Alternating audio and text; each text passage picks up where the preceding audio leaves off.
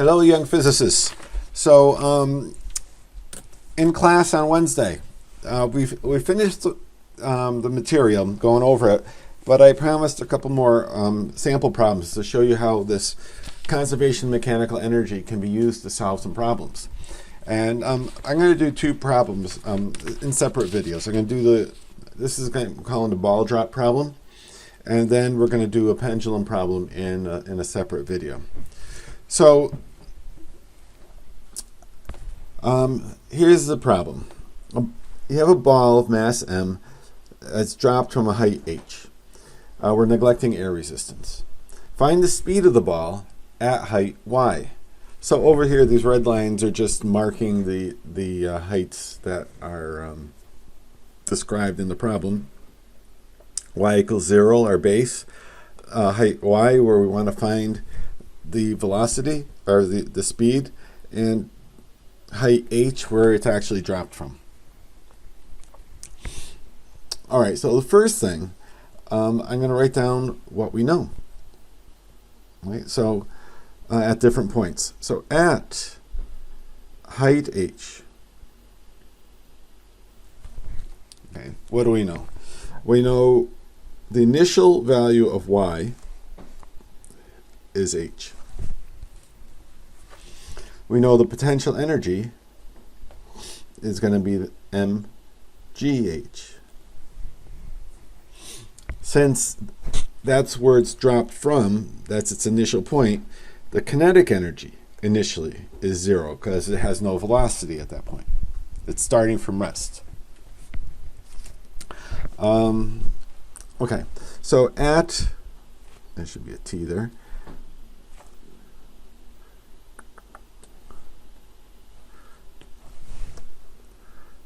At height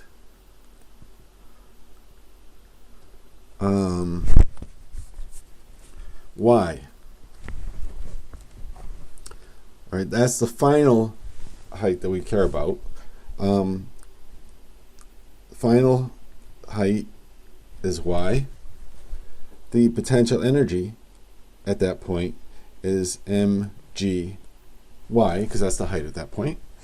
And the kinetic energy at that point is 1/2 the mass times the velocity at that point squared.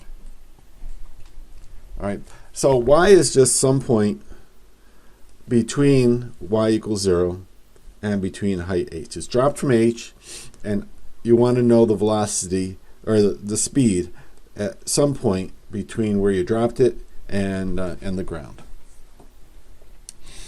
So the only force acting on this is gravity. So that means, so let me write that. Since gravity is the only force acting, we can use conservation of mechanical energy to solve this problem. So the total mechanical energy at the beginning has to equal the total mechanical energy at the end. Mechanical energy is kinetic plus potential. So the kinetic energy at the start plus the potential energy at the start must equal the kinetic energy at the end plus the potential energy at the end. Okay, so a couple of things. First off, kinetic energy initially we know is 0. All right, because it started from rest. So let's substitute in what we know. We know initial potential energy is mgh. We know that the final potential energy is mgy, and we know the kinetic final potential energy is 1/2 mvf squared. Okay, so let's rearrange this. So we have an m in everything. So we can get rid of this because it's independent of mass, which we expect from gravity and neglecting air resistance. So let's gather our g's on one side and our vf on the other. So we have 1/2 VF squared equals GH minus GY.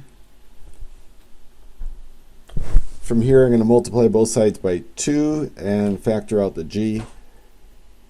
VF squared equals 2G times H minus Y. All right.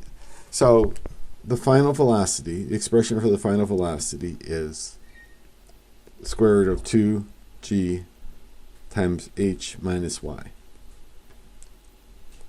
All right, and whatever you just plug in whatever your values are for H and Y, and you've got it. Now, this result should look familiar to you. All right.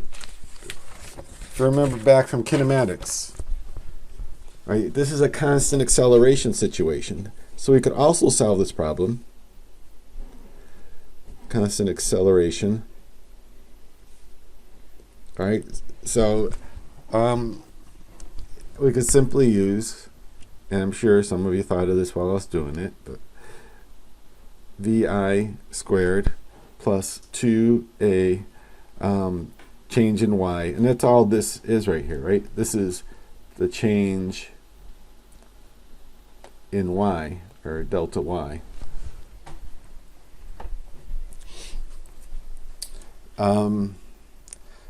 VI equals 0.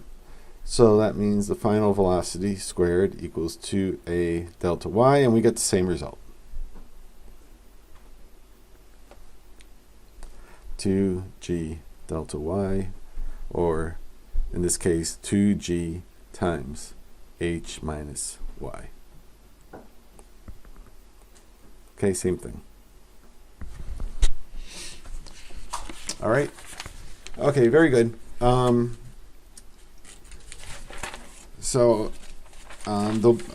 There'll be a pendulum problem waiting for you in just a minute. See you there.